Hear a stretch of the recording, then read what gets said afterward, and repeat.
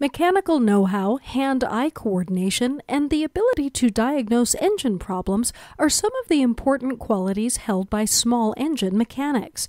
These workers inspect, service, and repair motorized power equipment, usually specializing in one type, such as motorcycles, motorboats, or outdoor power equipment.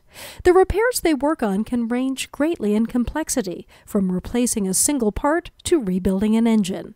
They work on all types of problems: fuel system, mechanical, and electrical. Small engine mechanics use both computerized and pneumatic equipment, and also a variety of hand tools, which they usually own themselves. Small engine mechanics generally work in well-ventilated but noisy repair shops, from marina docks to the back of a hardware store. When breakdowns happen, they may make on-site repair calls in all kinds of weather. Although most work full-time, spring and summer are the busiest work seasons for these mechanics, and many work overtime to keep up with demand. Winter work hours may be shorter. Employers include motorcycle, boat, and other motor vehicle dealers, lawn and garden equipment stores, and household goods repair and maintenance services.